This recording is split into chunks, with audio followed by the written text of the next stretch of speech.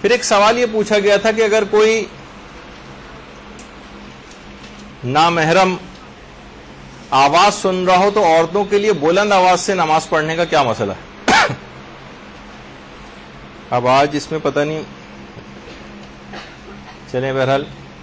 پہلے تو اس کا مسئلہ بیان کر دیا جائے۔ آقا سیستانی فرماتے ہیں اگر کوئی نامحرم سننے والا موجود ہے تو پھر آہستہ ہی اس کو نماز پڑھنی چاہیے۔ امام خمینی اور آیت اللہ وحید خراسانی نے احتیاط واجب لگا کر کہا ہے کہ آہستہ پڑھنی چاہیے۔ آیت اللہ خامنئی نے البتہ جائز قرار دی ہے کہ جائز ہے کہ وہ آہستہ، واجب نہیں ہے اس کے لیے کہ وہ آہستہ پڑھے، البتہ بہتر یہی ہے کہ آہستہ پڑھ لی جائے۔ تو یہ آپ کو اختلاف مراجع کے اعتبار سے اگر کوئی نامحرم سننے والا وہاں پر موجود ہے تو اس لحاظ سے آپ کو ایک بات پتہ چل جائے۔ اچھا، خواتین کے سلسلے میں یہ بھی دیکھا گیا ہے کہ بہت سی خواتین بالکل جس طرح کچھ بھی لگتا ہی نہیں کہ نماز پڑھ رہی ہیں، نہ کوئی ہونٹ حرکت کر رہے ہیں ان کے، چاہے وہ آہستہ بھی کیوں نہ اگر پڑھیں تو کم سے کم کتنی آواز ہونی چاہیے، یہ ذرا آپ کو کوشش کرتے ہیں کہ ایک چیز اگر دکھا سکیں ہم۔ اب دیکھیے کتنی آواز ہونی چاہیے۔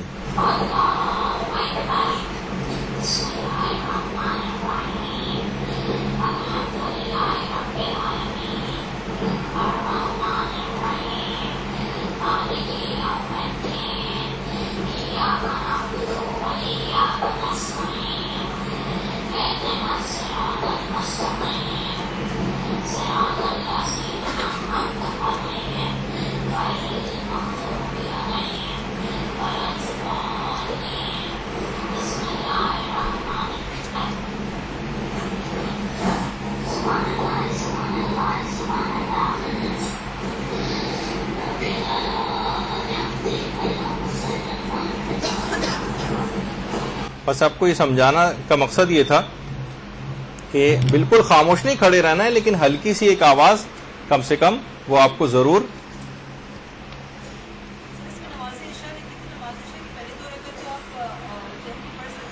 بلند پڑھ سکتے ہیں، بشرطے کوئی نامحرم نہ ہو، جیسے کہ بھی آپ نے دیکھا۔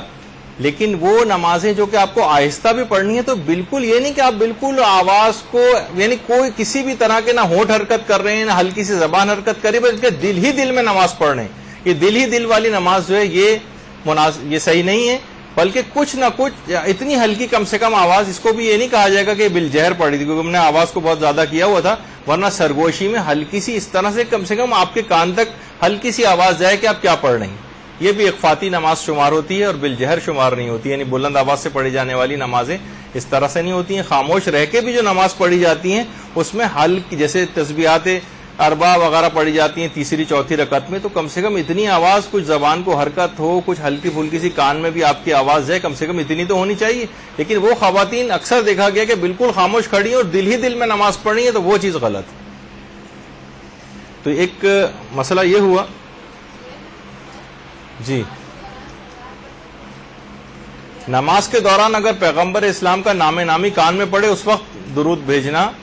جو ہے وہ مستحب ہے کہ درود بھیجا جائے، نماز کو روک دیا جائے، درود پڑھا جائے اور اس کے بعد نماز کو ویسے ہی کنٹینیو کیا جائے جیسے کہ چل رہی ہے۔ تو کیونکہ درود آپ نے سنا تھا کہ درود بھیجیے محمد و آل محمد صلی اللہ علیہ وسلم۔